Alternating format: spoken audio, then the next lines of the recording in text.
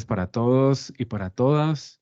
Inicialmente queremos darles un saludo muy especial por parte de la Universidad Uniminuto, del programa de Psicología, en nombre de nuestro decano, el padre José Gregorio, en nombre de la dirección del programa de Nicolás Fonseca y de los diferentes profesores del programa, pues les damos la bienvenida a nuestra universidad. Nos complace tener este espacio, un espacio en el que hay una participación de uno de nuestros profesores, el profesor Nicolás, que amablemente nos pidió también que pudiésemos tener ese espacio de socialización, que es para nosotros muy importante, el poder sumar esfuerzos desde diferentes sectores y particularmente pues celebramos que estas publicaciones permitan alimentar, enriquecer todas las discusiones. Em, Agradezco a todos nuestros invitados que tomaron el tiempo para venir a este llamado, a esta presentación, de este esfuerzo que se ha venido haciendo en la publicación del libro. El libro que se me escapa el nombre, entonces, el lanzamiento del libro, es Contra una psicología al servicio de la tortura, la guerra y la dominación. Este libro, entonces, está en la mano de 4 autores. 2 de ellos están aquí acompañándonos y 2 están virtualmente acompañándonos. Entonces, pues le doy la bienvenida a Javier Felipe Bentancur, que se encuentra virtualmente. Muchas gracias, Javier, por acompañarnos. Un saludo también para Cristian Peñuela, que está aquí. Un saludo también para Manuela Niño, que se encuentra también de forma virtual. Y para el profesor Nicolás, pues también un saludo también en este espacio. Con esto, pues queremos dar la apertura al lanzamiento del libro. Esperamos también contar con su participación, con todos sus aportes y podernos también enriquecer y ver de la sabiduría de cada uno de los participantes del día de hoy. Le doy la palabra a Julián, que nos va a servir de moderador en este evento. Y pues a la final creo que van a haber un par de preguntas por parte de todos los que nos acompañan el día de hoy. Muchas gracias a todos. Bueno, muchas gracias. Buenas noches. Mi nombre es Juliano Valle. Estoy aquí para acompañar la moderación del día de hoy. Entonces, reiterar el agradecimiento de venir hasta acá a hacer esto presencial. Espero que sea divertido y eso también es parte de la responsabilidad de ustedes, que esto sea un espacio como divertido y que podamos cerrar el día aprendiendo de una forma contenta. Y seré moderado. Sí. Tenemos, pues como decía el profe, 4 participantes, las autoras del libro. La idea es que podamos escucharles, tendrán cada uno 10 minutitos. Yo cumpliré el rol de moderador y la idea es que al final podamos tener unos espacios de preguntas, aportes, objeciones, ideas, proyectos.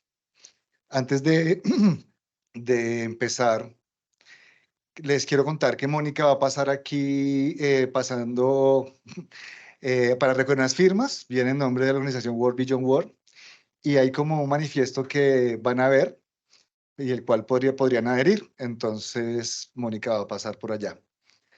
Eso, digamos las cosas de forma. Yo quiero contar que esta publicación es un largo esfuerzo y la perseverancia de estas personas que han estado produciendo este saber y este conocimiento y que al final resulta siendo un producto del Observatorio de Militarismo y de la colectiva La Tulpa, que resulta siendo este espacio que impulsa esta producción del saber.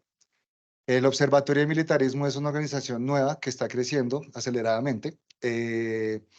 Estamos completamente decididas a sacar de lo oculto que está el militarismo, que ustedes saben que lo militar está asociado a lo oculto, a lo camuflado.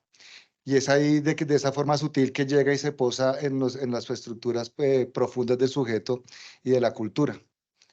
Hemos venido produciendo conocimiento en torno a las masculinidades militarizadas, la psicología, eh, en contra de la tortura y desde una perspectiva antimilitarista. Hemos venido también trabajando el tema de la objeción de conciencia. Ustedes sabrán que hay un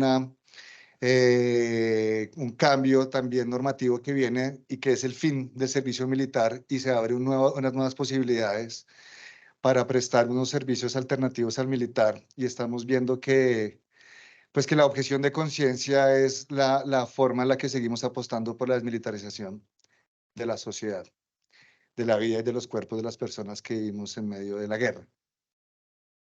El Observatorio de Militarismo entonces les da la bienvenida, la universidad también, y agradecer que están aquí, y voy a darles la palabra. Entonces, Cristian, vas a empezar hablando, te doy los 10 minutos que están estipulados y te entrego este micrófono para que empieces. Bueno, muchas gracias a Julián, a la universidad, pues a todas, a todos y a todas que están aquí. Bueno, pues un poco como para contextualizar, este libro, digamos, me parece importante, digamos, iniciar por el contexto y antecedentes previos del libro, este libro que tiene este título tan largo. Y este fue hecho por un grupo de psicólogos y psicólogas, digamos, muy importante como plantear como insertos en dinámicas de sobrecarga laboral, desempleo, de precarización, muy, muy de la mano de lo que pasa en el país, pero queriendo hacer algo autónomo. Creo que la pregunta o el horizonte era hacer algo de producción alrededor de la psicología contemporánea e independiente, por fuera de nuestros contratos laborales también, de las organizaciones incluso que podemos estar trabajando, y también porque nos hacíamos una reflexión sobre el contexto represivo de años anteriores, sobre todo en el estallido social. Un poco ahí es como la lupa en la que planteamos allí, y la otra es que empezamos a como a investigar como, bueno, este contexto permeado por esa represión, que sabemos que ha disminuido un poco, pero que continúa el militarismo no se ha extinguido y no se va a extinguir desafortunadamente, pero empezamos a hacer infografías, empezamos a hacer, retomar conceptos, digamos, de quienes aquí nos acompañan como psicólogas y psicólogos, que pues empezamos a recoger como conceptos de guerra psicológica, desde la psicología de la liberación, pero también reconociendo como esos contextos de la guerra híbrida contemporánea de cuarta generación, que son otros conceptos que versan ahí en ese libro, y que estas guerras son muy particulares, porque no son guerras clásicas como de confrontación directa, no solo en la población civil, sino también de unas guerras que tienen un alto contenido tecnológico, psicológico y técnico. Es decir, aquí también hay un componente psicológico de la guerra. Y por eso nos motivó a hacer este libro en el marco de esas guerras de desgaste, guerras de represión con esos patrones de larga duración, pero una guerra que no solo se inscribe en el conflicto armado y la violencia sociopolítica, sino también en la calle y también en la protesta social, y porque había un tratamiento de guerra a la protesta social. Entonces, como que parte de esos ciclos de protesta y demás nos hicieron pensar también, bueno, ¿y qué es la psicología aquí? ¿Cómo entra? ¿Cómo sería ahí su aporte, o para la liberación o para también incluso la represión? Que pues creo que eso es parte de lo que versa un poco las reflexiones que hemos venido trabajando, y también un poco como salirnos como digamos, de lo que plantea un autor que es Juan David Villa. Él, digamos, en un artículo muy interesante que es Horizontalidad, Expresión y Saberes Compartidos sobre el enfoque psicosocial, él plantea la necesidad, ¿será que abrimos o le decimos que... Ay, sí, muchas gracias. Adelante, compañeras. No, tranquilas. Entonces, retomando un poco lo que decía este autor, Juan David Villa, es también sacar lo psicosocial, la psicología social también de los marcos institucionales en que se ha construido, ¿no? No por nada, también reconocer esos otros espacios. Y también, digamos, desde allí empezamos a problematizarnos como muchos aspectos, digamos, de lo que estaba sucediendo allí. Por eso, digamos, esos son como los antecedentes, y luego ya adentrándome un poco como al capítulo que escribí, es el capítulo introductorio. Este capítulo, digamos, tiene como dos apartados. El primero haciendo como un recuento de cuáles eran esos ciclos de violencias y también de resistencias que hubo en el periodo de tiempo, pues si se quiere, desde el 2019 para acá. Y también otro apartado que hace como un resumen de los capítulos que van a presentar pues Manuela, Nicolás y Javier, que pues ahorita no me voy a detener a presentarlos. Y pues mencionarles que pues hago como un proceso ahí de revisión conceptual, de cifras, digamos, sobre estos procesos, también entendiendo que estábamos en un proceso, digamos, represivo, de etnicidio, de genocidio político que no ha terminado. Y también, pues, nos preguntábamos cómo estas múltiples violencias exigen preguntarse si la psicología ha contribuido en la perpetuación o en la liberación, digamos, de estas violencias. Yo creo que ese es el punto central del asunto. Y también porque, pues, estas guerras con estos fuertes componentes técnicos, tecnológicos, psicológicos, permiten, digamos, recordar lo que decía Ignacio Martín Baró, pues para que de pronto quienes no estén familiarizados con este autor, es uno de los precursores de la psicología de la liberación, y quiero citar una cita de él, abro comillas: se sabe que algunos profesionales cooperan con mejor o peor conciencia a la realización de la guerra psicológica. Cabe preguntarse si no ha llegado el momento no solo de clarificar el carácter ético de esta cooperación, sino de contrarrestar la guerra psicológica con una campaña masiva en favor de una auténtica paz. Entonces, ahí nos empezamos pues como psicólogas, psicólogos, empezamos a pensarnos como, bueno, ¿qué está sucediendo? También, cómo también sabemos que esta psicología puede liberar, pero también puede ejercer represión y contribuir a ese conocimiento sobre la tortura. Un tema un poco espinoso que obviamente no se agota en este libro ni en los capítulos que hicimos, y trayendo el concepto de guerra psicológica, y es un poco traer la definición de guerra psicológica como en el ejercicio de la violencia desde la psicología para la anulación mental e identitaria del sujeto político. Hubo un despliegue en el estallido social de cómo hubo estereotipos, prejuicios y patrones que recayeron en las personas que protestaban, en la protesta social. Y pues en esos procesos de estigmatización de quien protesta, hubo también una influencia en los medios de comunicación. Entonces, esa guerra psicológica no solo se dirige a quien protesta, no solo pueden o no contribuir psicólogos y psicólogas, sino también hay un papel fundamental de los medios de comunicación y de la psicologización de la vida cotidiana allí. Entonces, eso es un poco lo que estábamos planteando. Y la pregunta central, digamos, que nos hacemos alrededor de los capítulos, es cuál es la contribución de la psicología a esa guerra. A esa guerra no solo de la violencia sociopolítica del conflicto armado, sino también a esa otra guerra que se da en la protesta social y en otros escenarios donde posiblemente haya que revisar ese actuar de la psicología.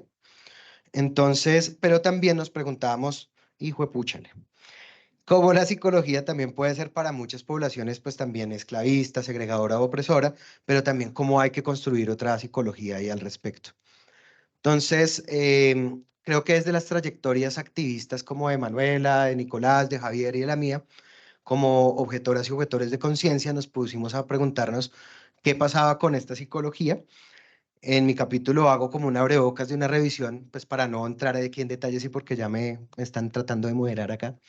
Pero el asunto es que hay una revisión, digamos, conceptual, hay una problematización y este contexto, digamos, en el que se escribe, y esta es la apertura para los demás capítulos que van a presentar mis compañeros, pensándonos todavía en algo que no sabemos, es exploratorio, porque sabemos que la psicología, de alguna manera, ese conocimiento también se ha utilizado desafortunadamente para generar unas violencias institucionales y en otros contextos que hay que revisar. Em, También saludar que está aquí una compañera de Ansur. Me llama la atención, y ya con esto cierro, ¿por qué hacemos estas afirmaciones? Esto no está dateando en el libro, pero sabemos que también ha habido informes de las organizaciones de la sociedad civil que han hecho, digamos, una revisión con archivos desclasificados de la Escuela de las Américas, así se vea muy viejo el asunto, pero donde se ha utilizado el conocimiento de la psiquiatría y la psicología para reprimir y para la tortura. Esta es como la introducción, iba a retomar como otras consideraciones, pero para moderarme. Entonces, pues muchas gracias por asistir. Y bueno, ya mis compañeros y mi compañera pues harán lo suyo con sus libros y que les vaya muy bien.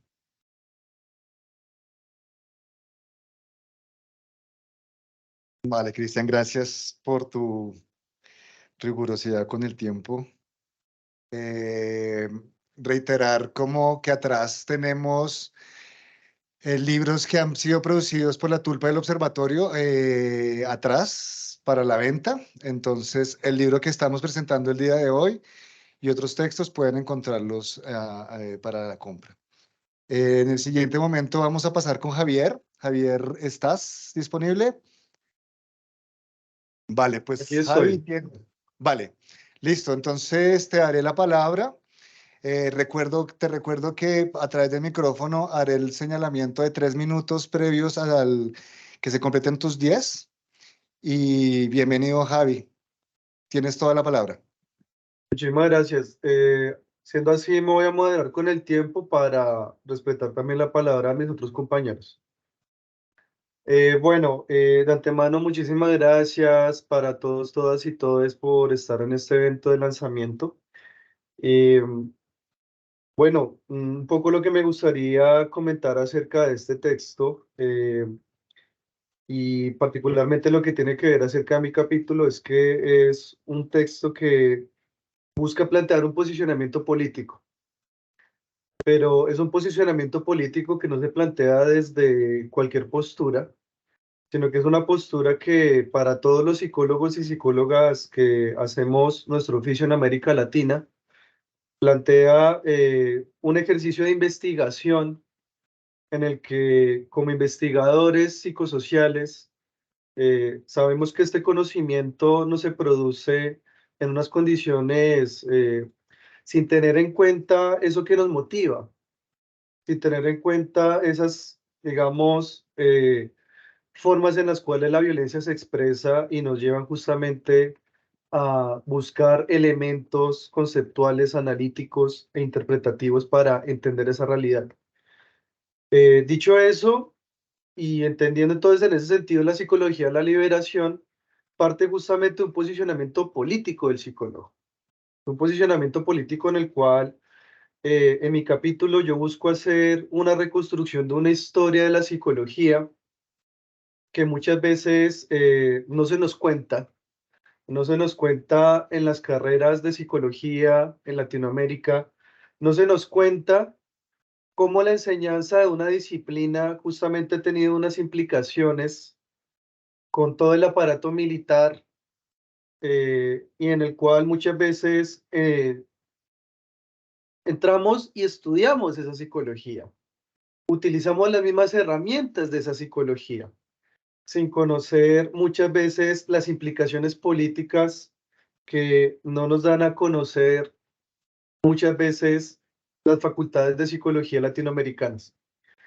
Dicho eso, mi capítulo lo titulé entonces Eichmann en Guantánamo, claves conceptuales para una genealogía de la tortura psicológica en los tiempos actuales de la guerra contra el terrorismo.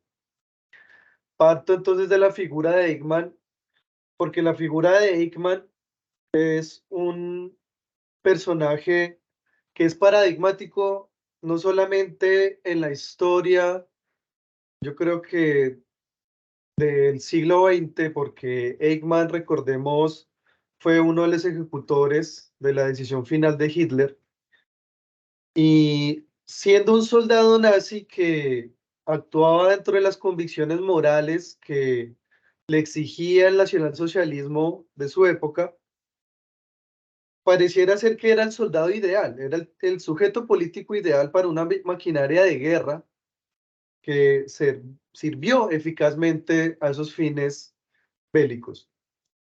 Es bien particular que este personaje histórico haya servido justamente como un objetivo de análisis y de producción de investigación en psicología.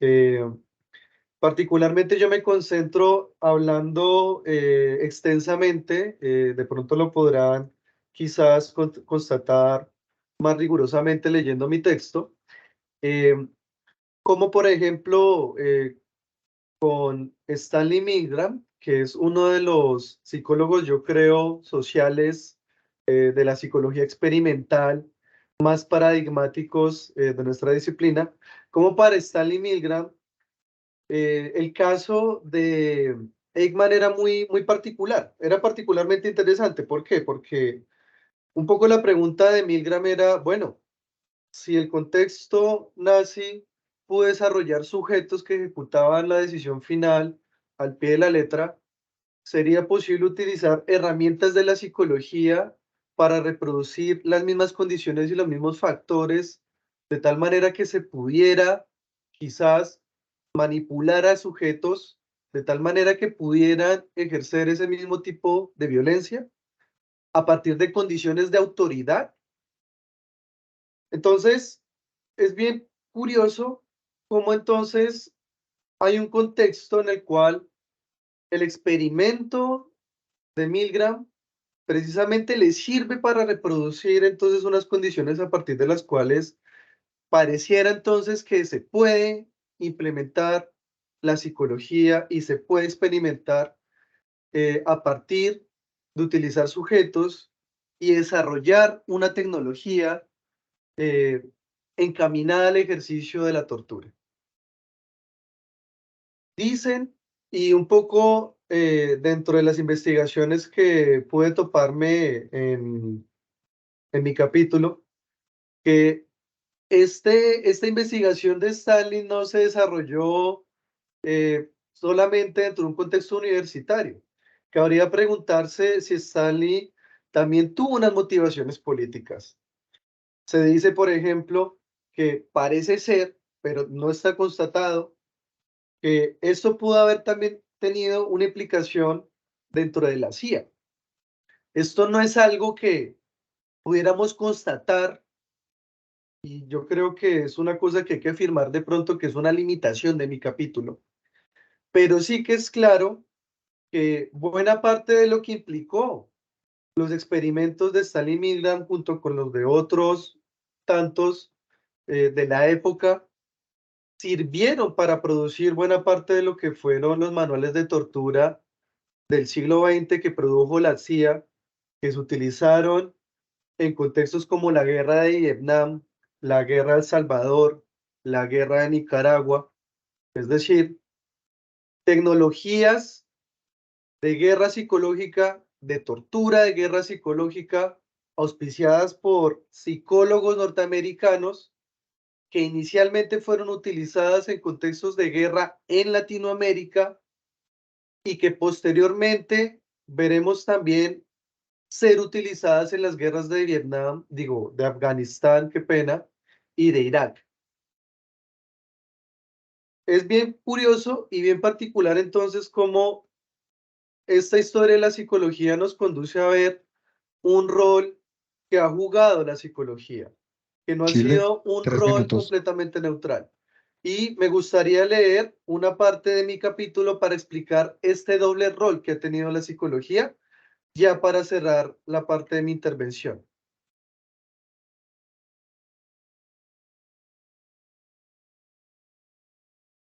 Entonces, podríamos hablar de un devenir bélico de la psicología, en donde podríamos hablar de dos roles que históricamente ha desempeñado la psicología, tal como se ha desarrollado en Estados Unidos. El primero tiene que ver con el rol biopolítico en el que la subjetividad del hombre, del capitalismo tardío, se encuentra estrechamente ligada a los saberes y técnicas que produce la psicología para su concomitante dominación y explotación en los ámbitos militar, educativo y hospitalario y empresarial. En segundo lugar, un rol tanatopolítico, tanatopsicopolítico, en el que la tortura se convierte en la principal arma de lucha de la psicología, haciendo entonces de la subjetividad un campo de batalla en el que es preciso suprimir al enemigo en tanto que animal político, o más bien como sujeto en oposición al poder soberano del Estado. En relación a esto último, es que hemos buscado argumentar que la tortura psicológica no puede concebirse solamente como un acto de violencia, sino más bien como una de las muchas formas que asume el poder soberano en el mundo actual bajo la dominación hegemónica y geopolítica de Estados Unidos. Pero contrariamente al tipo de tanatopolítica que históricamente se desprende de estos escenarios de guerra en el que la muerte física del enemigo se torna especialmente evidente a través de las masacres y asesinatos en masa, como por ejemplo en los campos de concentración nazi, de donde fue partícipe el propio Eichmann. De otro modo, la peculiaridad de la tanatopsicopolítica consistiría ya no en la erradicación del cuerpo, ya no en la erradicación de ese sujeto que está por fuera de la ley, sino más bien en la eliminación de su propia alma, por lo que la tanatopsicopolítica tendría como fin suprimir ontológicamente no la materialidad del cuerpo, sino la subjetividad del enemigo. Y ya con eso concluiría mi intervención. Espero que el capítulo lo puedan leer y lo puedan quizás analizar, criticar, y muchísimas gracias.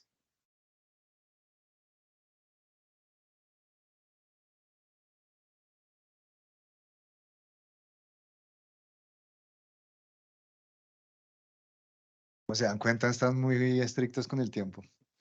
Muchas gracias, Javi, por este posicionamiento político que avanza en la presentación de un libro que el día de hoy va a cerrar con un manifiesto político. Y creo que este contexto y esta toma de posición que hasta donde vamos nos va dando luces hacia dónde va esta reflexión que se plantea en este libro con respecto a la psicología teniendo un lugar en la guerra.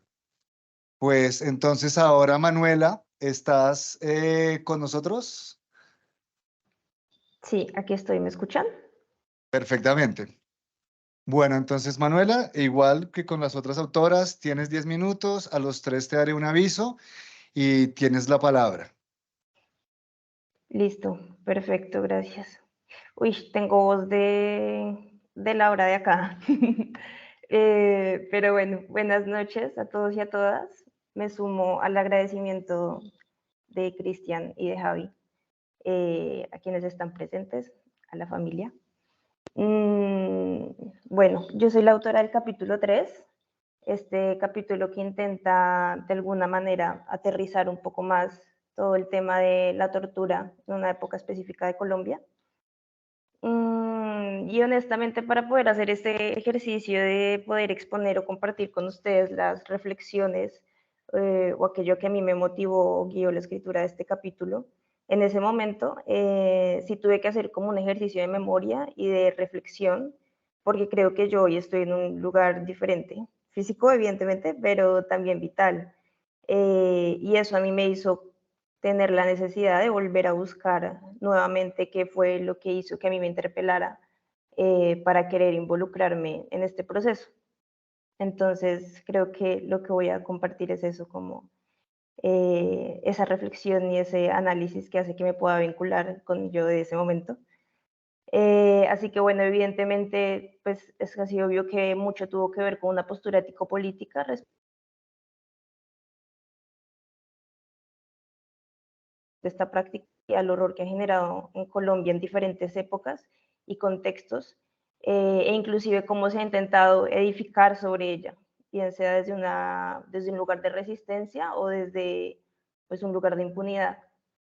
Pero más allá de eso, que no es poco, pero que, insisto, creo que responde más como a una postura y a unos criterios míos de ese momento, recordé que al empezar a pensar en la tortura había una inevitable reflexión sobre dos cosas que a mí en lo personal me generan como una intención en particular, que era el cuerpo, y creo que es un hilo que de alguna u otra manera atraviesa todo el capítulo. Creo que se puede hacer más evidente en otros momentos, en unos que otros, pero que en general sí siento que es como un factor común. Entonces, al comienzo, que yo hago como una contextualización más sociopolítica de Colombia y de la época en la que yo me centré, que fue la época de Turbay con el Estatuto de Seguridad, sí está sobre todo llevado más a una idea de un cuerpo a disposición de unas prácticas sociales, de unas políticas, de unos intereses y de unos mecanismos de regulación que reflejan las dinámicas y las ideas de un sistema político que se sostenía en Colombia por medio de la militarización de la sociedad en ese momento. No solo en ese momento, o sea, evidentemente en Colombia eso ha funcionado históricamente, pero pues yo me centro en la época de Turbay para poder como ponerlo en ejemplo, materializarlo. Entonces, en ese primer momento sí está como la idea de un cuerpo nacionalizado, la idea de un cuerpo a disposición de la nación, instrumento y objetivo. Luego, cuando hago referencia precisamente a esas vidas o a sus cuerpos sobre los que se inscriben esos proyectos políticos, pues me centro sobre todo en los miembros del M19, que sirven igual como ejemplo para efectivamente evidenciar de qué manera se inscriben esas prácticas en los jóvenes, en los campesinos, en miembros de ciertos sectores sociales. Y creo que hay retorno al cuerpo y a la voz de una manera más clara.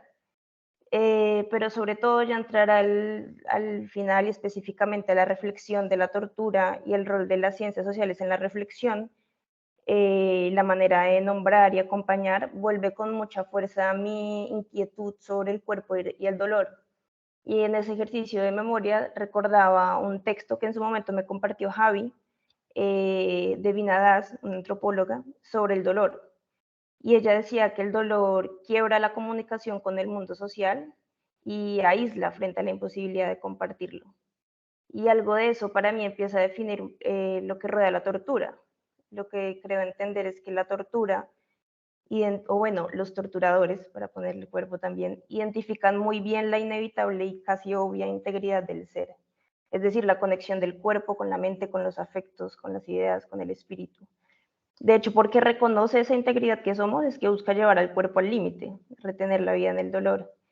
Y ese dolor es el que lleva a que la persona torturada desee una desconexión, porque en realidad el cuerpo es el medio para acceder a eso, a la mente y a las ideas. Son en realidad ellos el verdadero objetivo y el verdadero sujeto del dolor. Y si ese cuerpo se convierte en ese medio del dolor, si el cuerpo se convierte en verdugo, puede que haya un deseo por intentar, pues un deseo muy, no sé, innato, genuino, de intentar dejar de habitar ese cuerpo.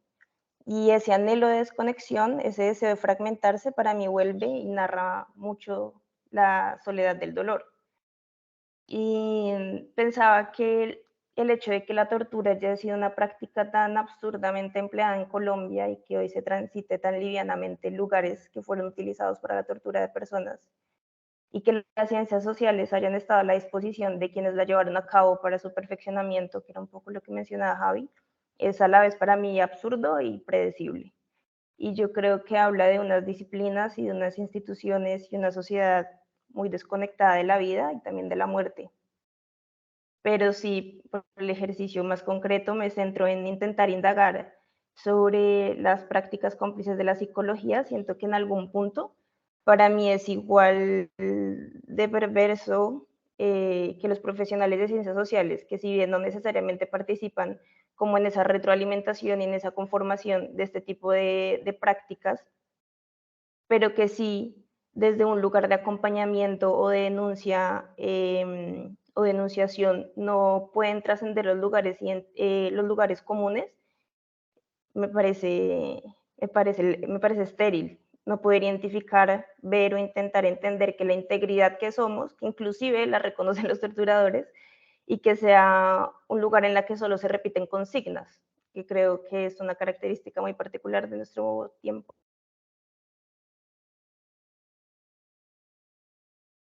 Comunes en las que solo se repiten cosas y nadie sabe muy bien, ni nadie interpela mucho a nadie.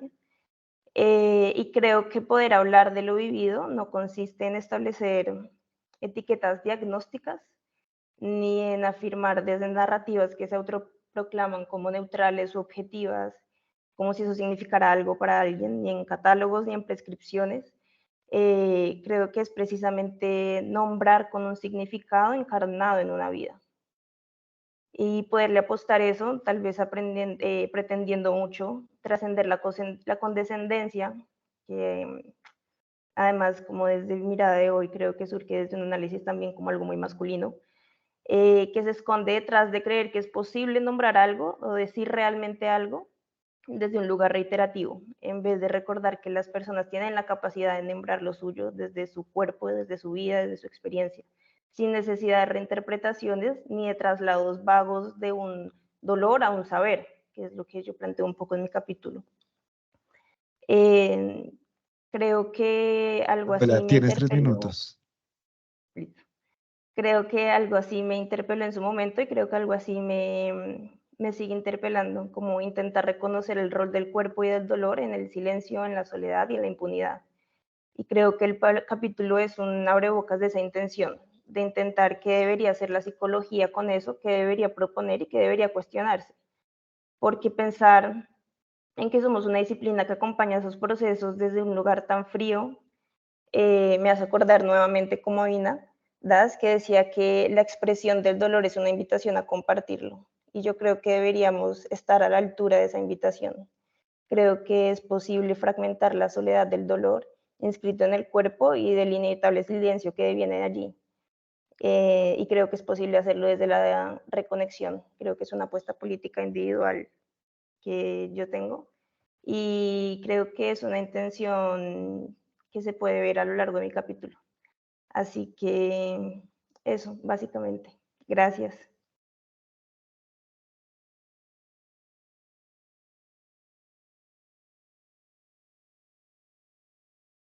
Gracias, Manuela, también por tu rigor con el tiempo. Seguiremos adelante. A mí me emociona mucho ver que el auditorio está lleno. Y acá hay 4 sillas porque hay gente atrás que tal vez puede usarlas. Seguimos adelante con Nicolás. Pues Nico, tú la palabra toda tuya. Tienes 10 minutos, te interrumpiré los 3. Adelante. Bueno, muy buenas noches a todo el mundo. Mil gracias por participar tanto presencial como virtualmente. Mi capítulo se llama Diálogos entre Ciencias de Paz, Psicología de la Liberación y Antimilitarismo. Digamos, ¿por qué este diálogo? Pues porque atraviesa mi existencia. Digamos, faltaría solamente Metacho y ahí estaría todo lo que compone lo que son mis apuestas de existencia. Como psicólogo y antimilitarista, he participado de la colectiva antimilitarista La Tulpa, de la acción colectiva de objetores y objetoras de conciencia y en este momento en el sueño del Observatorio del Militarismo. A partir de allí, entonces, hallo 5.6 puntos, perdón, desde donde se tocan estos 3 diálogos. La construcción de paz, la desmilitarización, el conflicto, la acción prosocial, la concientización y el trabajo con movimientos sociales. Comienzo con la construcción de paz. Parece raro, la psicología tiene toda una sección dedicada a la paz y no es solamente la psicología social o de la liberación. Haciendo una revisión bibliográfica podemos encontrar definiciones como la psicología de la paz es aquella que a través de un esquema multimodal trabaja las paces negativas y positivas. Implica el trabajo sobre los conflictos, el desescalamiento de la violencia y la construcción de culturas de paz. Uno se pregunta escuchando esto, ¿qué es paz positiva y qué es paz negativa? Esto viene del sociólogo noruego, también objetor de conciencia, llamado Johan Galtung. Paz negativa quiere decir abiertamente que tú no le haces daño a nadie.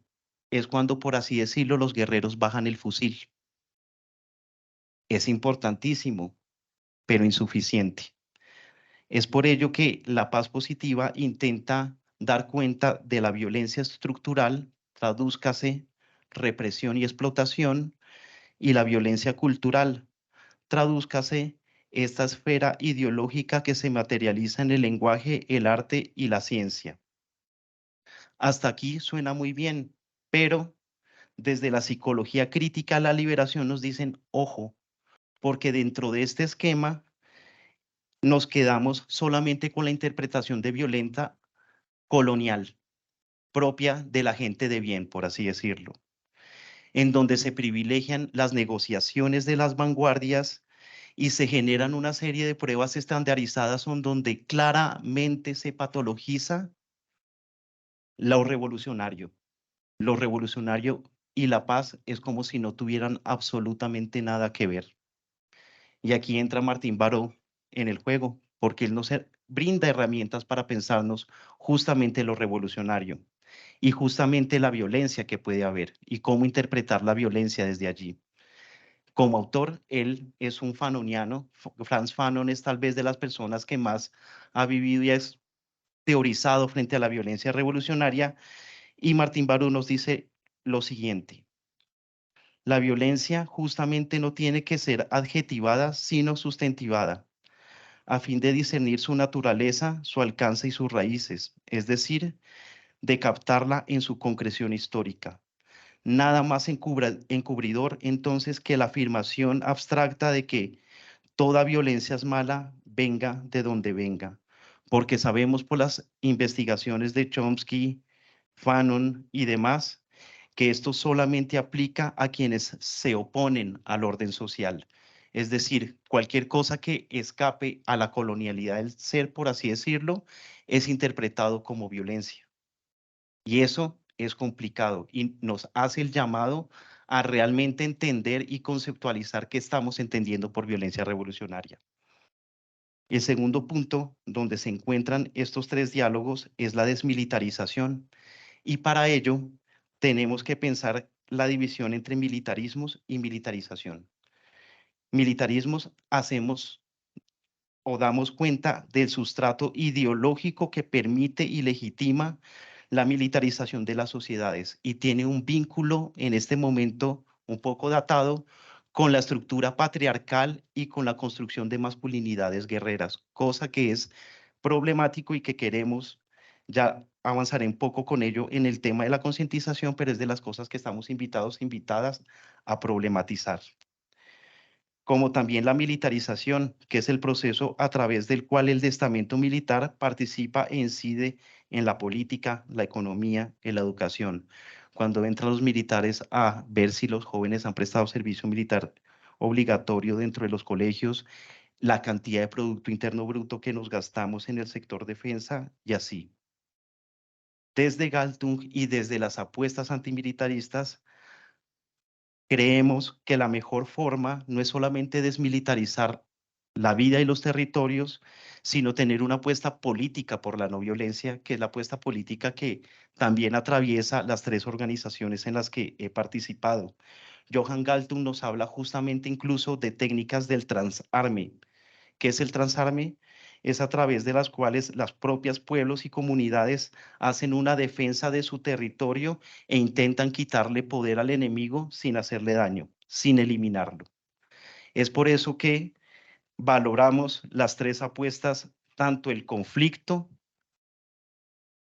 como la cooperación. Creemos que valorando el conflicto y valorando la acción prosocial, podemos caminar hacia sociedades menos violentas.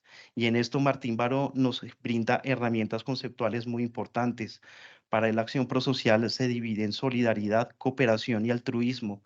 Y deberíamos hacer una historia psicosocial justamente de la acción prosocial en estos territorios del sur global. ¿Qué concientizar? Pues justamente las consecuencias del militarismo y la militarización, exigir otras formas de seguridad. Sabemos que existe la seguridad humana, no armada, el transarme, la defensa civil no violenta. ¿Por qué no experimentarlas? Problematizar tanto el servicio militar obligatorio como el mandato de servicio social para paz, que es otra obligación guerrerista. También ejercer la objeción científica, como lo que vamos a hacer con el manifiesto, o la objeción fiscal para que lo que paguemos como impuestos no vaya a la guerra. ¿Cuánto estoy de tiempo? Perfecto. Cierro entonces diciendo un par de cosas. Estos son los 6 puntos con los cuales nos unimos, tanto las apuestas antimilitaristas, Galtung y la psicología de la liberación. Me faltó mencionar lo del trabajo con las organizaciones y es tener en cuenta que si bien hemos reseñado y sistematizado experiencias de paz, poco lo hemos hecho con las apuestas antimilitaristas y mal que bien existe plataformas como la Internacional de Resistentes a la Guerra, que está cumpliendo 100 años, la Red Antimilitarista de América Latina y el Caribe, que también está haciendo lo suyo, el Movimiento Antimilitarista de Colombia, la LIMPAL, que también es una organización de mujeres antimilitaristas. Todas estas plataformas nos dan formas concretas de lucha de los pueblos para hacer frente al militarismo, la militarización y la guerra. Y World Vision World, por supuesto. ¿Qué no nos divide. ¿Qué le decimos a Galtung que debería problematizarse y a la psicología de la liberación en general? Primero, que Johann Galtung sigue muy anclado en que la sociedad liberal es como si fuera algo dado naturalmente. Y la psicología de la liberación claramente tiene una apuesta por criticar el liberalismo como forma social que sostiene el patriarcado, la colonialidad y el capitalismo. Si dejamos la sociedad liberal no criticada, pues de alguna manera estamos abriendo la puerta para la reproducción del patriarcado, la colonialidad y el capitalismo dentro de los mismos discursos de paz. Y eso tenemos que manejarlo muy sutilmente porque algo que está pasando en el mundo y desde la ONU que tomó como el mandato de paz es la mercantilización de la paz. Tengo una apuesta por la paz porque me pagan por ello. Otro punto que nos divide o no nos divide, que le invitamos a Galtung a que se problematice, es que tiene una visión absolutamente esencialista del género. Es como si hubiera una esencia femenina y una esencia masculina y que hay que jugar con ellas. Y eso pues es complicadísimo, porque casi siempre en esos esencialismos queda que lo propio de lo masculino, si es un poco lo guerrero, el controlar las emociones, el ser propietario, y lo propio de las mujeres, el cuidar.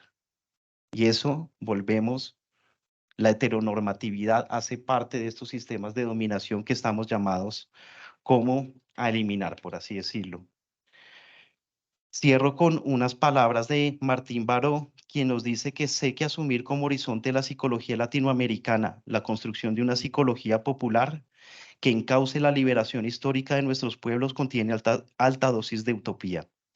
Pero me atrevo a decir que se trata de una utopía de vida cuya búsqueda los psicólogos nos encontramos con los teólogos y campesinos, con inventores de fábula y marginados, con revolucionarios y condenados de la tierra que mantienen obstinadamente la esperanza de un mañana diferente.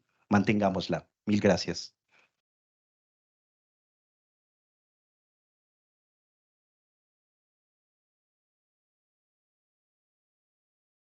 Gracias, Nico. Mi rol de moderador hace que yo en este momento no diga nada, simplemente de adelante la voz de a Javier de nuevo. En este momento, como les decía un poco y como Nicolás introducía, las autoras de este libro han hecho un manifiesto que la idea de hoy es leerlo. Es un manifiesto político que recoge la invitación a las personas que hacen y respiran y viven la ciencia a través de la psicología a escuchar y a tomar postura, ¿no? Este libro, como se nos dijo de entrada, es una postura en la que la psicología está al servicio o no de la liberación. Y creo que entramos al asunto de la tortura como una tecnología muy concreta y ahora llegamos a ver cómo esto está inscrito en un contexto amplio de crítica al liberalismo, ¿no?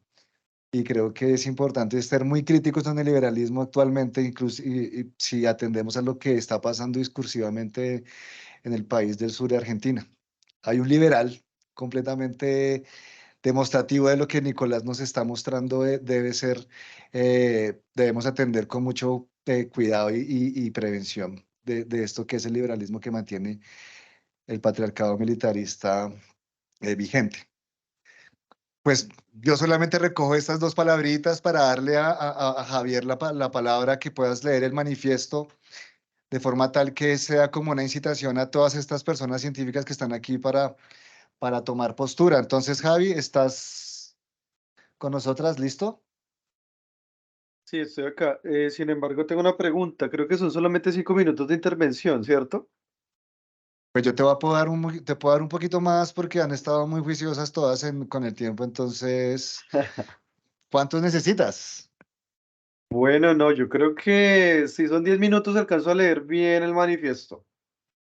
¿Listo? Tenemos tiempo. Entonces, Con lectura perfecto, calmada, todo bien, lo logramos.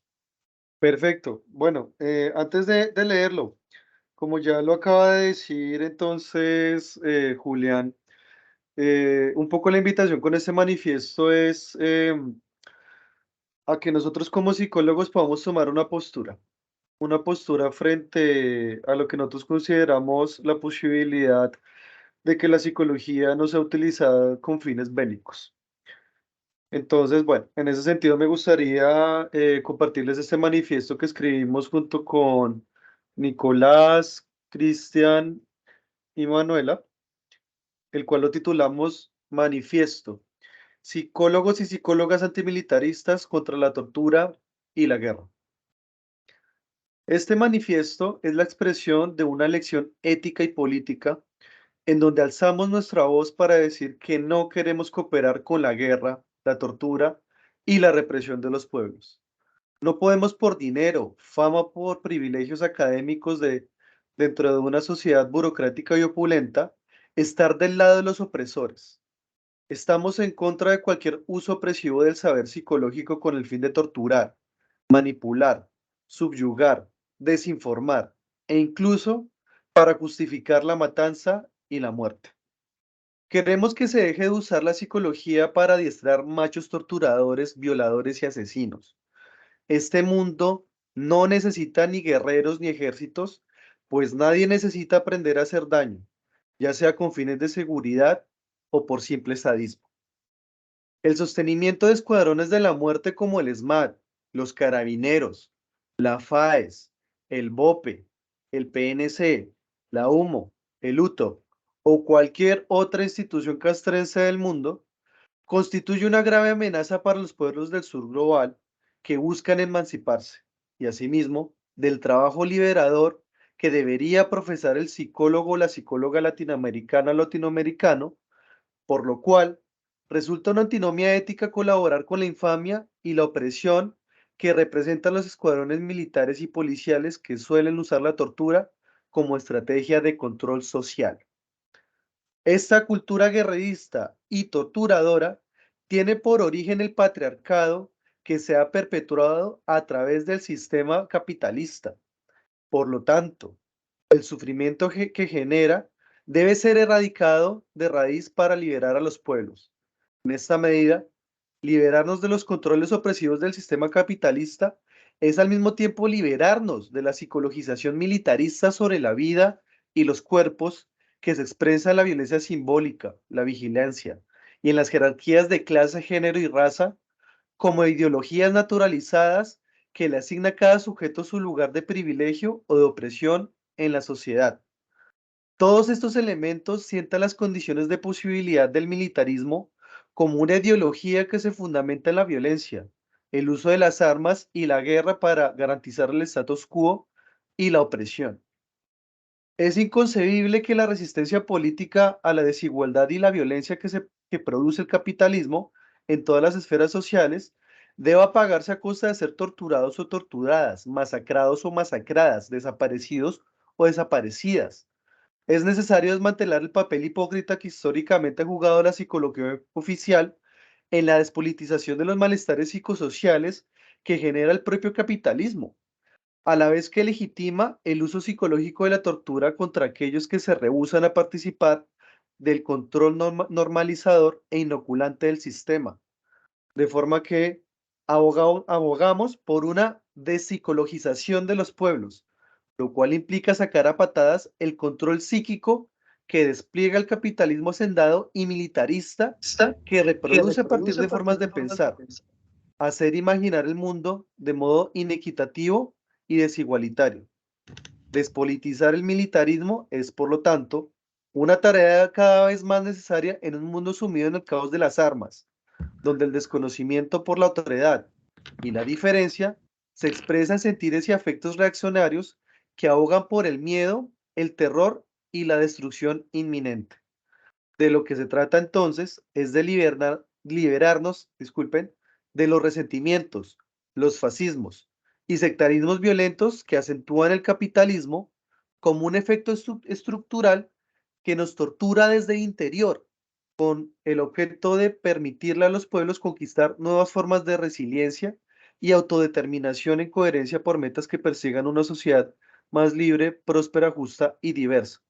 Y me gustaría quizás leer unos 2 párrafos más para terminar, Así como psicólogos antimilitaristas de la liberación y objetores a la guerra, insistimos en despojarnos de la institucionalización de la violencia propia de la psicología oficial y militarista, ya que la praxis política y profesional en ocasiones se ve limitada por la domesticación y la obediencia a un control laboral o cargo profesional, lo que implica la complicidad directa o indirecta con los aparatos del Estado y sus medios de represión. Creemos que no es suficiente con prohibir la participación de psicólogos o psicólogas en actos de violación de los derechos humanos, sino que esto debe estar acompañado por acciones políticas e institucionales que den cuenta de esta garantía de los derechos y de la dignidad de los pueblos. Y con este último párrafo me gustaría ya finalizar. No basta con vedar el uso de la tortura psicológica como arma de guerra. También debería considerarse la psicología militar como una práctica criminal injusta y violenta, puesto que torturar no debe considerarse como un oficio o un rol social aceptado y naturalizado. Como actuar como psicólogos o psicólogas torturadores sería tan absurdo como actuar de psicólogos o psicólogas violadores. Sería actuar como marionetas al servicio de las estructuras de poder y de dominación que han subyugado a los pueblos latinoamericanos y del Caribe. Y con esto termino. Indigna a la persona profesional en psicología que con su saber se atreve a torturar y avasallar a los pueblos del sur global. Muchísimas gracias.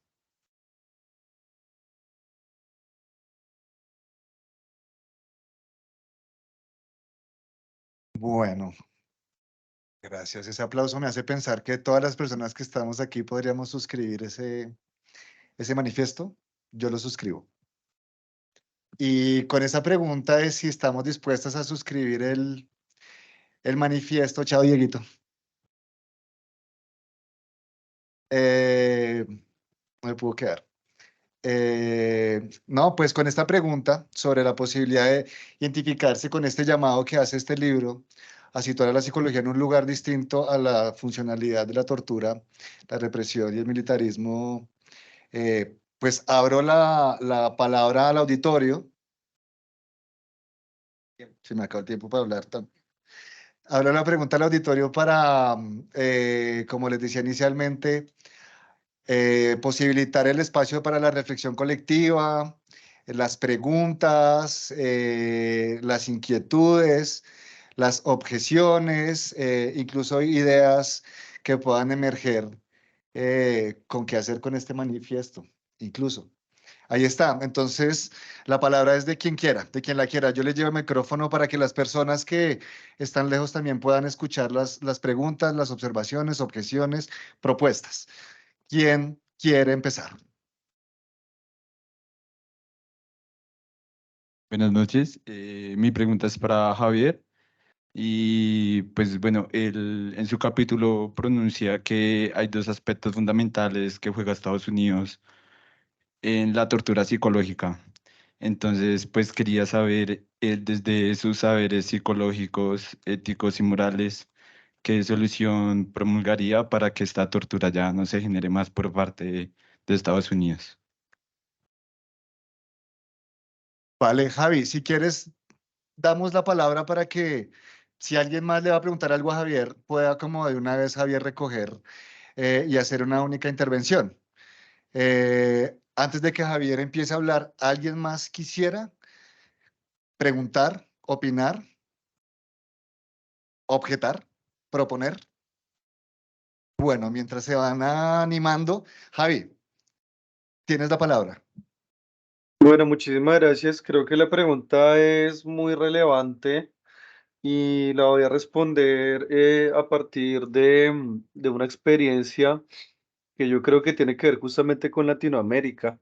No sé si ustedes tuvieron la oportunidad de ver la película de Argentina 1984.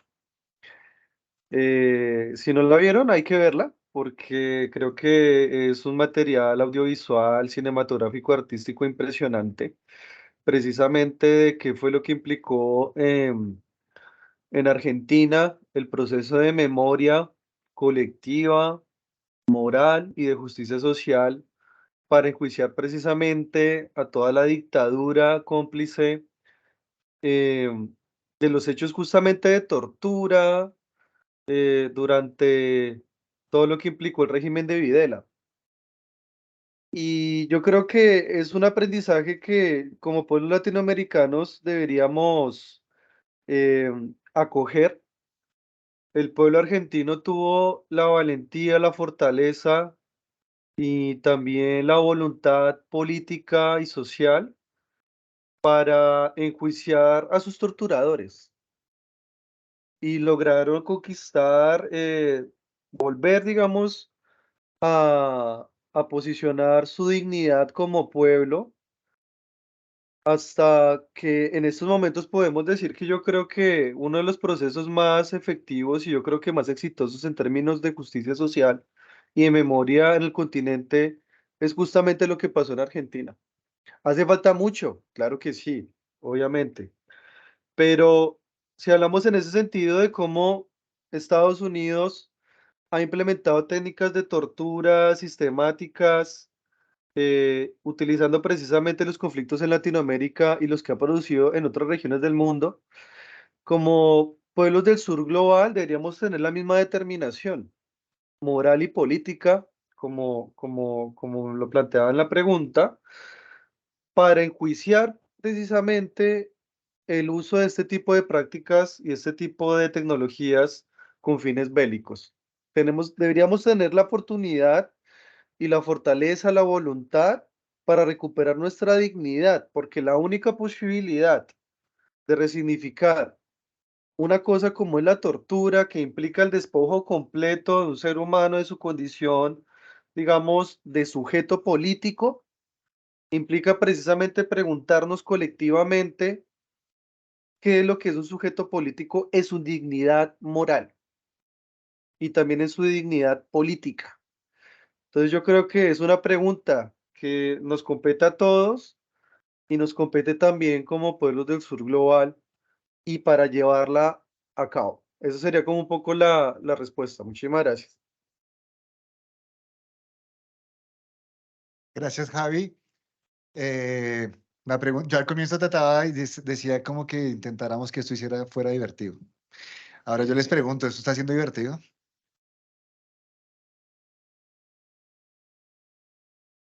Yo tengo una pregunta para Nicolás ahora, entonces, Cristian. Yo ya me di cuenta porque no empezó por lo divertido y es que me sentía raro que tú en tu rol de moderador ejercieras esa autoridad. Me intimidó esa autoridad y yo decía, así no nos comportamos en los bares, pero bueno.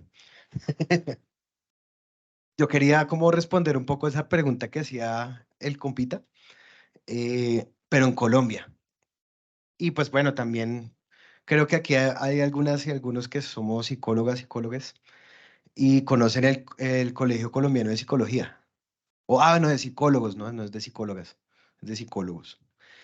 Ahí hay una división de psicología militar, pero no hay una división de psicología para la paz. Nuestra intención tampoco es ir allá a tocar puertas, venga, hagan una división de psicología antimilitarista porque pues, baila. Yo creo que, pues, creo que la que estamos pensando acá es una psicología más desobediente y nos faltó reír un poquito. Y tan desobedientes que hemos sido en todo el tiempo y aquí todos serios. Y bueno, faltó como la alegría. Me intimidó un poquito esta luz que me tiene aquí mareado. Y la gente que vino, yo pensé que iba a ser pues como un público muy pequeñito.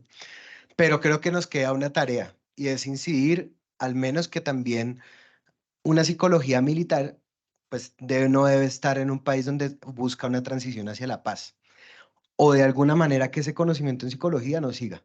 La psicología antimilitarista está por construirse en los bares, en las calles, y yo creo que también en los procesos de psicólogas y psicólogos que pues también saquen un tiempito del trabajo, pues yo sé que de pronto no sé si esto tenga consecuencias en mi trabajo, obviamente lo que dije acá, queda acá, y allá, pero lo que sí es un poco como meterle un poco de desobediencia e insumisión como a la psicología, porque nos enseñaron también a ser muy obedientes.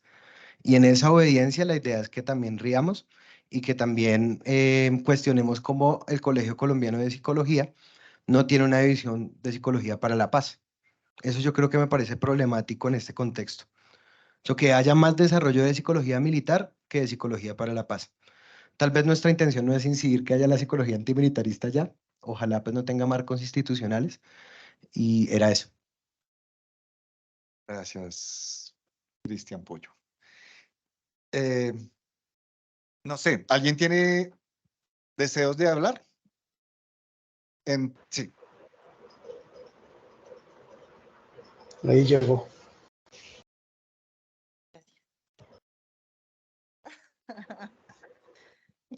No, pues, en principio me intimida el micrófono.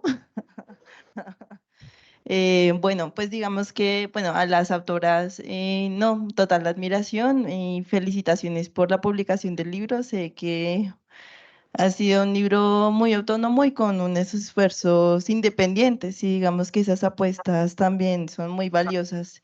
Y en esa desobediencia también creo que es un ejercicio muy práctico. Digamos que el tema de la tortura psicológica a mí me interesa mucho porque se ve en todo lado y se vio más que todo de forma muy evidente como en el paro. Y digamos que una pregunta que yo tenía, que no sé si de pronto la abordaron en el libro, era cómo resolver o cómo sanar o cómo superar ya lo causado, ¿sí? Porque digamos que la tortura psicológica rompe, fragmenta, desestabiliza, aniquila, mata, ¿sí?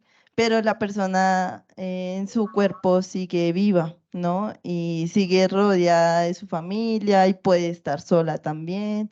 Entonces, digamos, no sé si de pronto se han pensado como desde como esas reflexiones que han venido haciendo, cómo resolver o abordar esas situaciones, ¿no?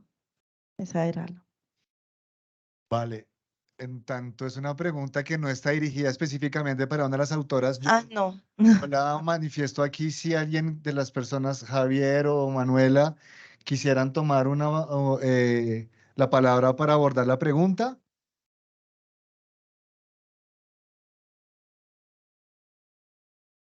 Ah, no, maravilloso.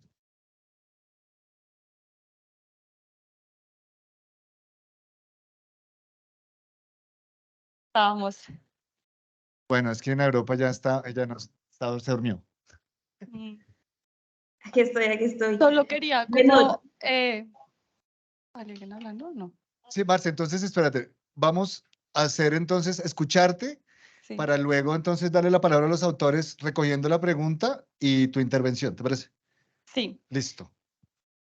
Entonces, con respecto a la pregunta que hace Verónica, quería como contar algo, y es que en el estallido nacional acompañamos en unos albergues a jóvenes, mujeres y hombres de la primera línea, y algo que me impactó bastante, pues jóvenes, digamos, revolucionarios, pensándose, en las noches hacían algo que se llamaba la hora del entrenamiento, y eran prácticas y lógicas totalmente militaristas, paracas en donde se violentaban, golpes físicos, violencia emocional, violencia de género, y era su entrenamiento para estar firmes y preparados, preparadas para, pues, para el estallido que estaba pasando, y develar como esos dispositivos usados para ellos y para ellas fue bastante como doloroso darse cuenta que estaban reproduciendo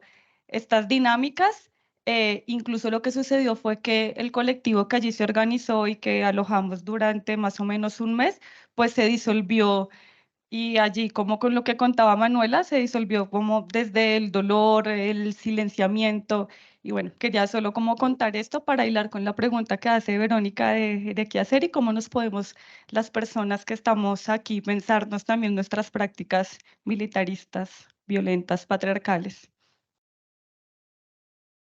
Gracias, Marce. Entonces, ¿quién de las autoras quiere abordar estas preguntas? Invitación a reflexión.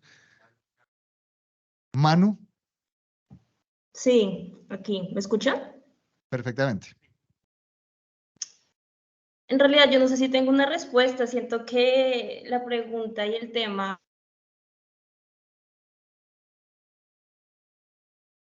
que creo que se vincula mucho con lo que dijeron al principio, que sí, como que efectivamente el dolor aísla y como que en esa imposibilidad de poder compartir lo vivido, yo siento que se profundiza más. Entonces, sí pienso como en la posibilidad como de compartir, como de poder hablar de espacios genuinamente, no sé, pensados o sentidos o vividos desde un lugar de respeto y de la escucha y del reconocimiento y de la reivindicación, como de la experiencia y de la palabra. Pienso en eso, pero no sé, creo que es algo que se podría pensar, porque sí creo que, pues lo que mencionaba, sí siento que ese dolor y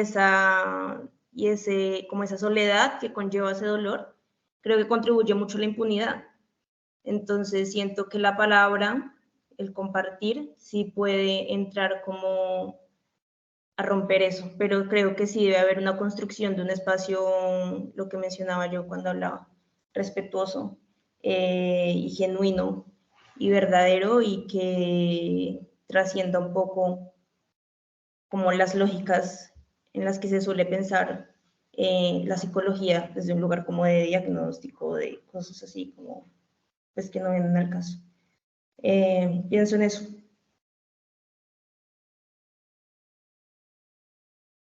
Vale, Manu, muchas gracias. A menos de que haya una pregunta. Alejandro.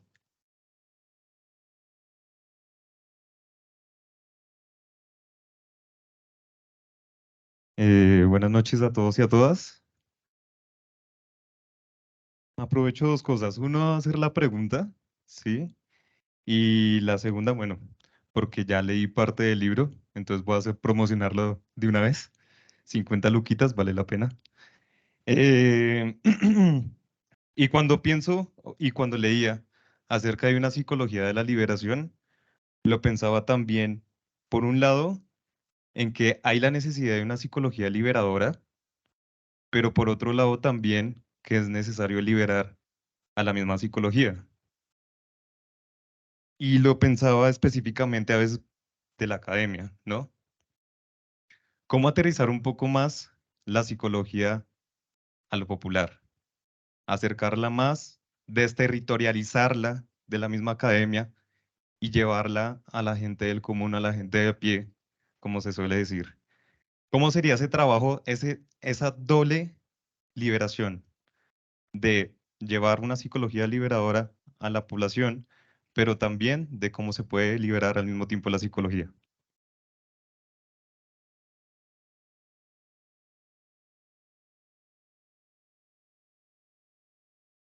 No, yo me voy a ir por por la que hizo Verónica y Marcela, o más queridamente, como le digo, a Parcela. Y yo creo que sí, claro, no hay que alisar la protesta social, el estallido, también hubo unas violencias dentro de los mismos movimientos sociales, y ahí no hay movimientos sociales porque también fue pues de gente que no, ni siquiera de movimientos sociales, sino pues porque estaban precarizadas, o inclusive más allá de lo precarizado. Pero también yo creo que hay que saludar como ejercicios que se dieron espontáneos de psicólogas y psicólogos, no solo en el albergue, sino también en, digamos, de experiencias que sé que en su momento estuvieron allí, que fue como organizaciones como Resistencia Psicosocial, que ni siquiera fue una organización, sino fue psicólogas y psicólogos que se metieron allá a la calle, y que yo creo que eso hace parte mucho de rescatar que hubo como unas acciones puntuales que pudieron solventar algunas de estas conflictividades que se daban de género, de acoso también, pero sobre todo también de unas formas que no fueron las más adecuadas de tramitarlas. Por supuesto, era un reguero de gente. Creo que faltaron muchas organizaciones psicosociales también para que fueran allí. Creo que también por eso hace falta que también hayan ejercicios espontáneos, y por eso yo reconecto con la pregunta que hacía el compita allá atrás, que gracias por vender el libro, su merced, se le dé una pola. Y y es meterle marchología a la vaina. Yo creo que uno de los temas de desobediencia y marchología, me refiero, es meterle más desobediencia a la psicología, no quedarse en los marcos de que me contrata es donde yo voy allá y hago mi intervención en la comunidad donde tengo mi contrato, sino como ir un poco más allá. Y yo creo que esas expresiones de acciones en la calle que se dieron de psicólogas y psicólogos fue interesante. Creo que en el libro lo relatas tú, Nico. Yo me encargo más como de darle palo a la psicología militar. Creo que no va a poder encontrar trabajo en el Ministerio de Defensa, pero no me preocupa. Y yo creo que esa es la invitación. Creo que incluso a veces no se requiere de ser psicólogo o psicóloga de una organización para ir allá o representar qué o qué, sino también mediar en la protesta social, eliminar esas violencias. Y yo creo que es una revisión también que nos implica a nosotras y a nosotros en los espacios que también pues antimilitamos, ¿no? Pues porque bueno, yo no milito, sino antimilito. Y bueno, y también ejerzo la psicología y espero conservar mi trabajo. Bueno, si sigue así. Yo quisiera hacer un poquito una pregunta como dialogando con la pregunta de Alejandro también, y es como, porque yo hago una mención al liberalismo que pasa en Argentina y creo que podría ser interesante, Nico, que en este marco de la discusión de la psicología, que se rompe esa idea individualista, pudiéramos como retomar un poquito esa idea de cómo salir de esa individualización, cómo pensar un poco más la colectividad. Y con esa excusa de esa pregunta de Alejo, me gustaría que también para efectos pedagógicos pudiéramos ir a decir por qué el liberalismo es tan problemático. Si pues, el liberalismo finalmente fue el que dio lugar a la creación de los derechos y bueno, ¿no? Un poquito mi invitación a que pudieras como profundizar un poco en la idea de por qué el liberalismo es problemático para el ejercicio de la psicología en este contexto de pensarse la psicología de una forma liberadora y menos individualista. Bueno, también es una pregunta enorme, ¿no?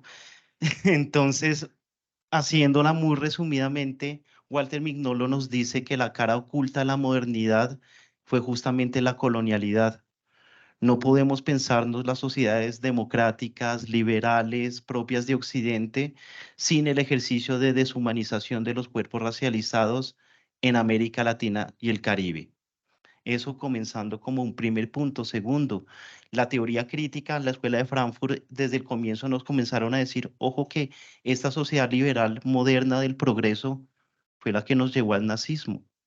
Entonces tenemos que hacer una crítica desde el comienzo porque esto que se nos mostraba como lo deseable, pues no lo fue tanto. ¿Qué tipo de liberaciones entonces? Porque no estamos hablando de lo que tú te referías, era a Milei, candidato presidencial argentino que se llama a sí mismo libertario, que le toma esta palabra al combo de anarquistas y nos está vendiendo una ultraliberalización, tanto así que en chiste y no tan chiste está diciendo, pero ¿por qué no vender niños y niñas? Es el libre mercado, ¿no? Que sea él mismo éticamente que se regule. Pues bueno, estas apuestas de la liberación en parte tienen una base de las filosofías y teologías de la liberación. Y Enrique Dussel nos habla de un filósofo que se llama Levinas, justamente alguien que interpela a Martin Heidegger y les dice, claro, usted en su pregunta por el ser, pues lo hace como hombre blanco, como hombre que está en un lugar de dominación. Para Levinas, la pregunta no es el ser, es la ética, y esa se da en relación y apertura con la otredad.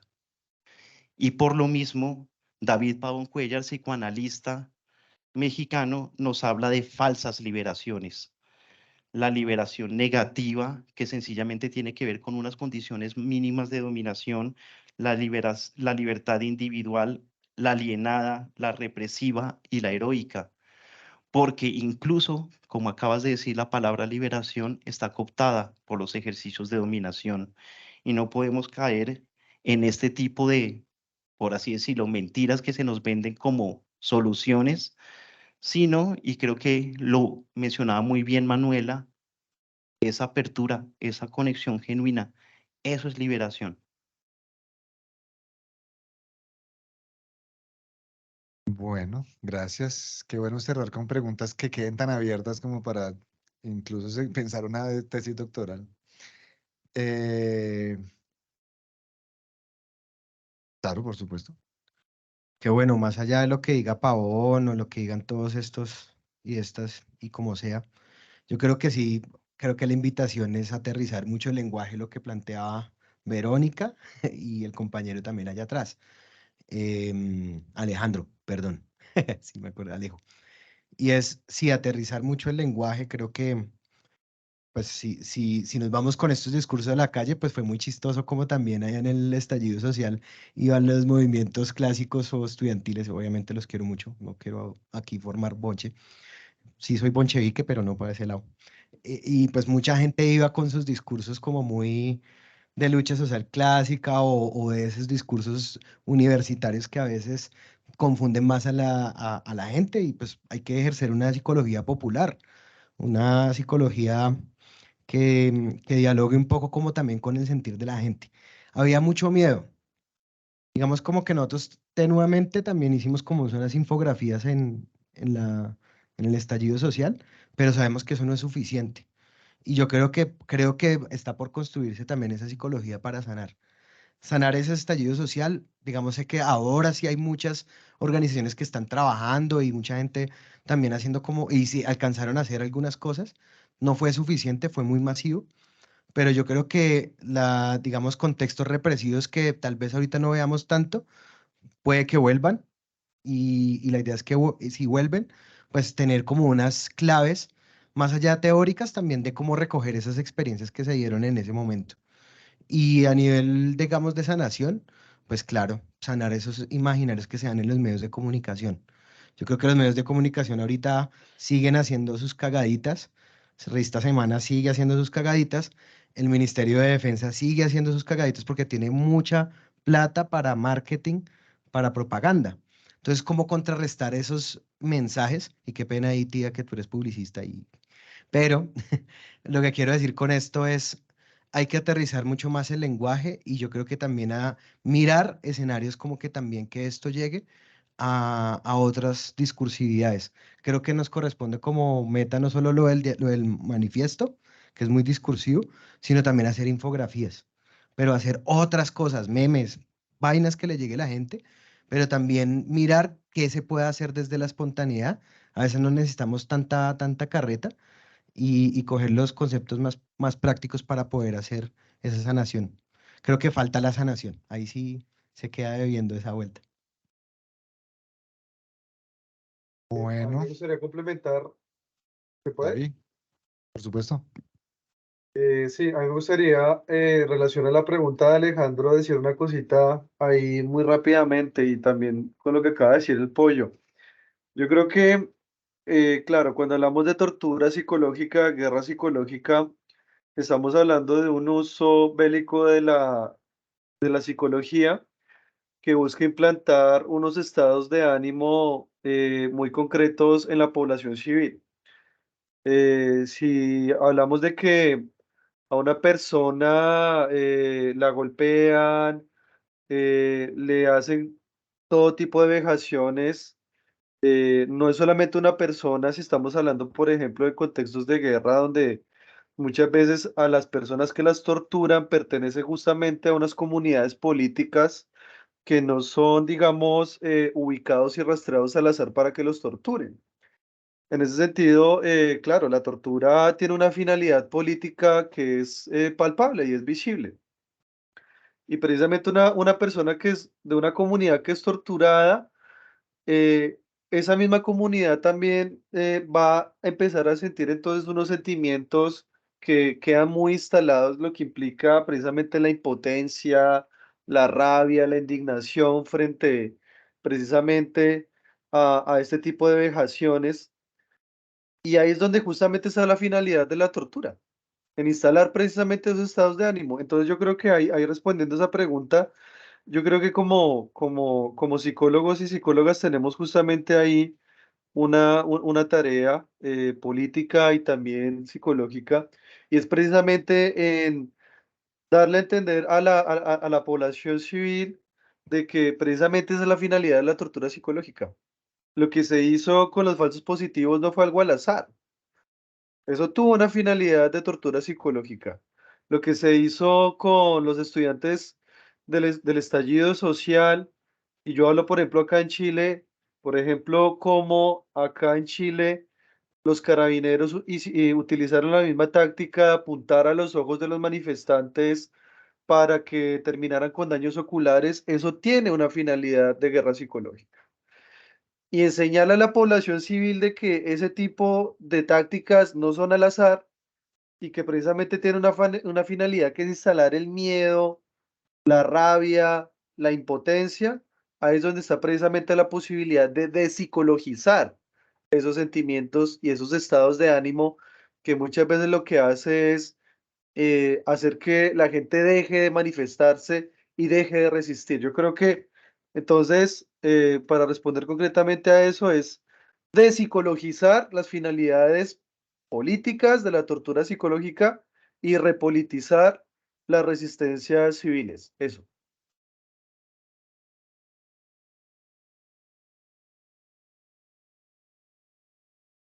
Sí, por supuesto. Buenas noches. Escuchándolos, sí, pensaba un poco en lo último que mencionaba Javier. Me gustaría tal vez que fueran un poco más concretas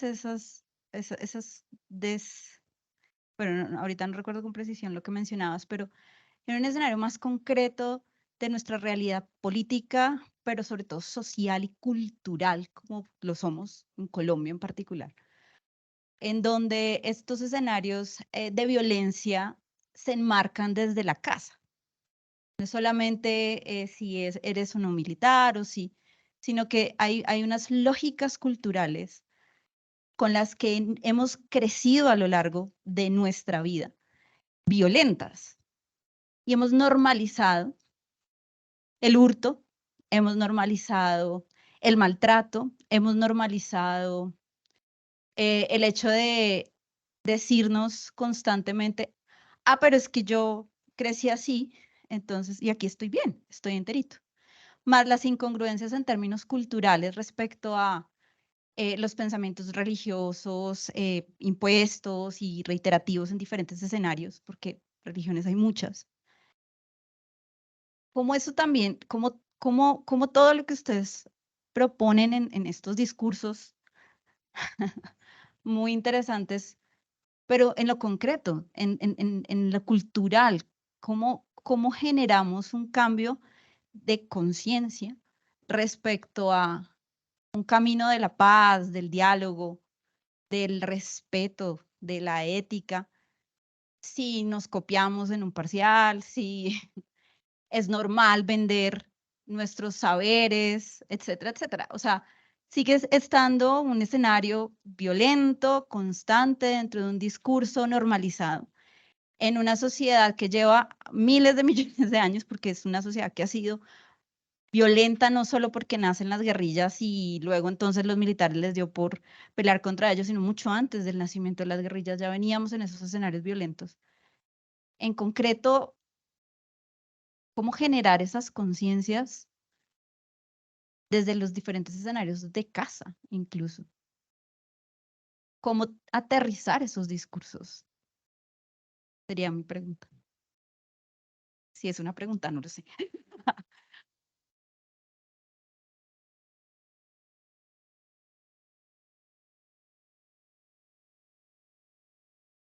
Javi,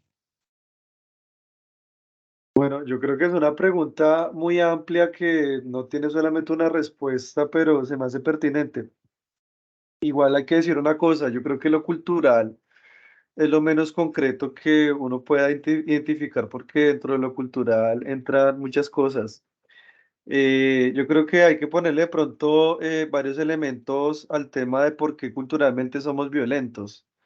Claro, el problema es que en Colombia tenemos instalado digamos, un discurso muy desde una lectura y una narrativa de que de entrada nos identificamos como violentos, pero ¿qué implica la identificación como violentos? Desde, digamos, desde la filosofía del antimilitarismo se implica identificar una serie de elementos que determinan y condicionan es decir, que cimentan las condiciones de posibilidad de ese ejercicio de la violencia a partir de unos factores y unas variables que son, digamos, identificables.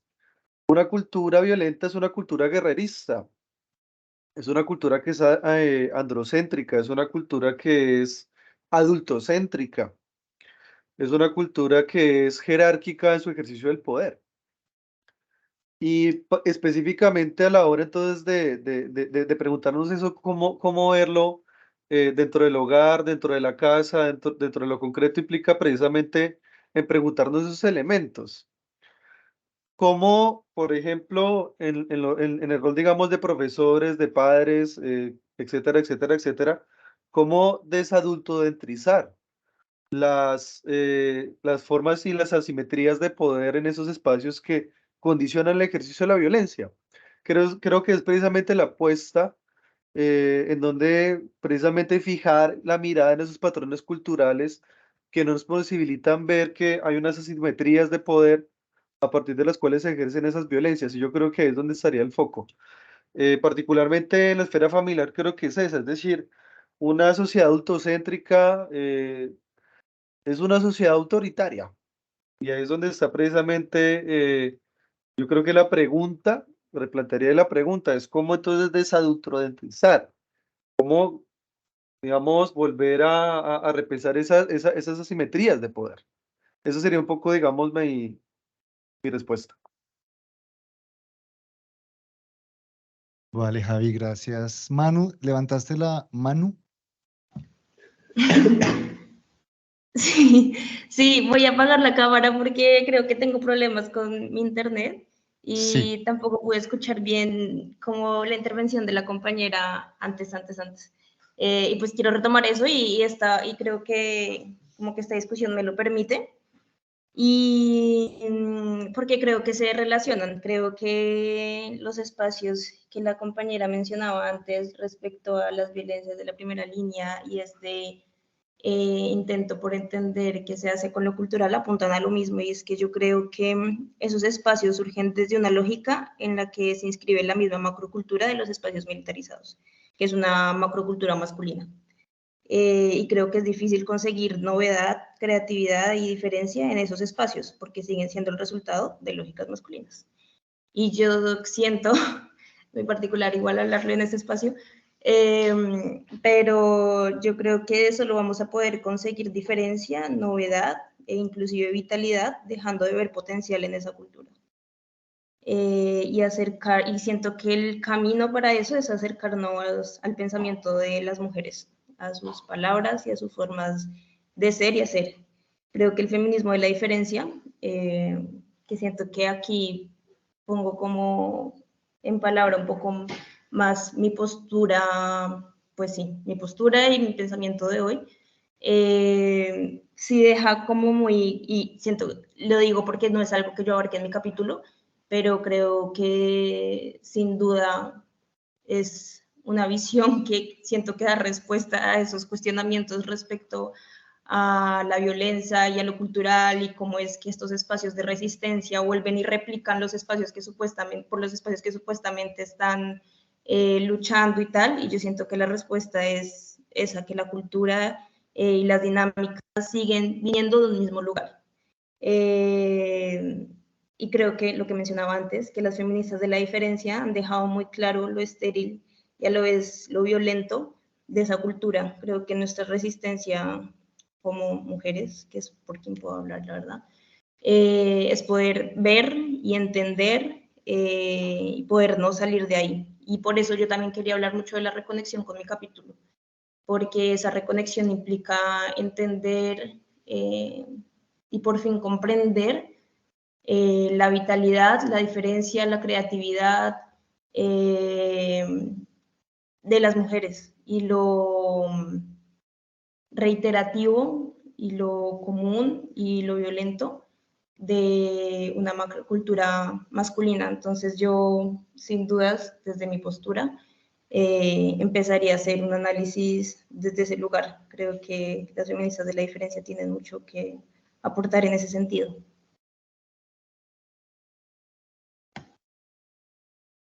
Gracias, Manu. Bueno, voy a contar como una anécdota personal y laboral. Y espero no tener problemas con mi trabajo, pero bueno. Muy en la sintonía de la pregunta de María Paula, que muy queridamente le digo María Paula.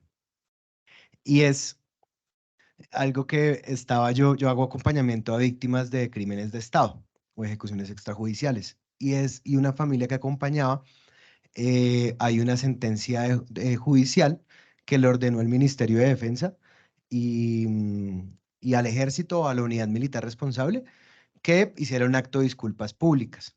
Entonces hubo como una concertación entre la familia, representantes y Estado y acompañantes, y estábamos allí y había un funcionario del Ministerio de Defensa, de la Oficina de Derechos Humanos del Ministerio de Defensa, y él votó un dato, como no, pues como para la propuesta, porque era un momento muy tensionante porque pues habían funcionarios que pues estaban tratando de transformar esos imaginarios del enemigo interno y uno ahí como persona defensora de derechos humanos y ahí pero habían otros que sí efectivamente estaban desde esa lógica.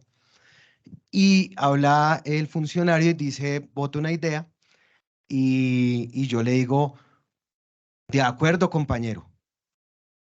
Y llega el militar, uy, ¿cómo? ¿Cómo así? ¿Cómo me dijo? Compañero. Y yo soy persona defensora de derechos humanos. La compañera que estaba ahí me miró como, ¿cómo le dijiste? Compañero. Y era, uy, pucha, aquí tengo World Beyond Word, pucha. Y aquí las compañeras y compañeros de la objeción de conciencia le dijo compañero un militar. Tenaz, marica. Vendido.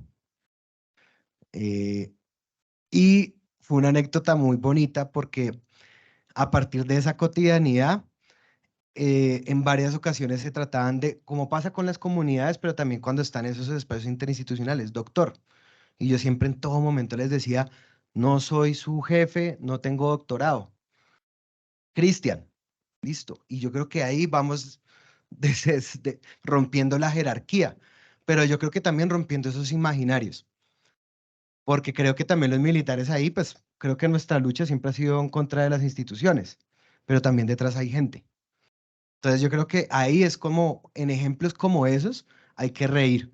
Y bueno, y el militar al final me miraba como, no sabía si joderme la vida o reírse. La familia era toteada de la risa. La abogada me decía, Cristian, no nos metas más en problemas, pero un poco como para ahí ir calando como en esos espacios cotidianos allí al respecto. Quería traer esa anécdota. Vale, pues yo, memorador, también voy a pedir la palabra y me la voy a dar y voy a cerrar. Yo, ante esa pregunta de lo concreto en la cultura y en el cotidiano, ¿qué hacemos? Y cómo en la familia podemos intervenir. No, es un poco la pregunta que siento que planteabas y pienso que la familia es una diversidad de posibles formas de organización estructural de la sociedad. Lo que pasa es que normalmente pensamos que la familia es papá, mamá, heteronormales, heterosexuales, con hijos e hijas y tal. Simplemente quisiera señalar que esta pregunta por lo cultural en América Latina ha sido a veces muy determinista y quisiera volver al caso de Colombia, que cuando se hablaba de la violencia se pensaba que la violencia era netamente política y las porquerías que pasaban en el plano de lo privado no importaba, ¿no? Y entonces los violentólogos empezaron a transitar, y lo hablamos hace unos meses acá en este auditorio, hacia un lugar donde entender que la cultura también motiva y lleva a la violencia. Y se llegó incluso a hablar de la cultura de la violencia, que también tiene el riesgo de decir que pues culturalmente somos violentos, la gente del sur, esa gente allá colonizada y tal, son violentas porque crecieron en un contexto colonial y de despojo y de desarraigo y tal. Esa preocupación por la cultura y lo político básicamente es el signo de América Latina. dentro de otras cosas que aquí se hablaron. Y yo creo que es una cosa que tiene que ser pensada en doble vía. Y ahora, como cuando pienso en mi familia, que es una familia católica, heterosexual, de gente blanca, todo este asunto, una cosa que ha servido muy en concreto es poder ver cuáles son las alertas rojas que el modelo militarista se pone en juego dentro de nuestra mesa, en el momento que nos sentamos a comer. Entonces el papá recibe más comida, se sienta en la mesa, el hijo hace caso, todos tenemos un mismo código de conducta, uniformísimo, y todas esas cosas análogas a lo que pasa allá adentro del plano de lo militar, dentro de las fronteras de lo que son los batallones, dentro del orden simbólico netamente castrense, se traslada hacia afuera. Y un poco pues en la forma que definíamos el militarismo, en el texto de las masculinidades, cuestionando las masculinidades hegemónicas y el militarismo, es diciendo que eso cultural que pasa allá adentro, que institucional que pasa dentro de las barracas, pues se va hacia afuera. Y eso creo que puede ser como un, no sé, dispositivo metodológico o algo así, como para caer en cuenta cómo es que reproducimos la violencia a partir de esos valores militaristas que se reproducen en la mesa, en nuestras unidades sociales que llamamos familia. Y creo que la desobediencia tiene que ver con caer en cuenta en que no tenemos por qué estar uniformes, ni en una obediencia ciega, ni sometidas a una jerarquía violenta y patriarcal. Y eso nos puede dar cuenta de cómo empezar a desbaratar este profundo lío en el que estamos metidas. Dayana va a hacer la última intervención y nos quedan como un minuto para tener que abandonar el auditorio, como yendo a comprar los libros y aplaudiéndonos. Bueno, buenas noches. Tengo mi pregunta ya aquí redactadita. Y bueno, para Nicolás, entonces, mencionaste otras formas de seguridad o cómo reemplazar la militarización. En este contexto colombiano, ¿cómo podría llevarse a cabo a pesar de tantos años de violencia y costumbres militaristas?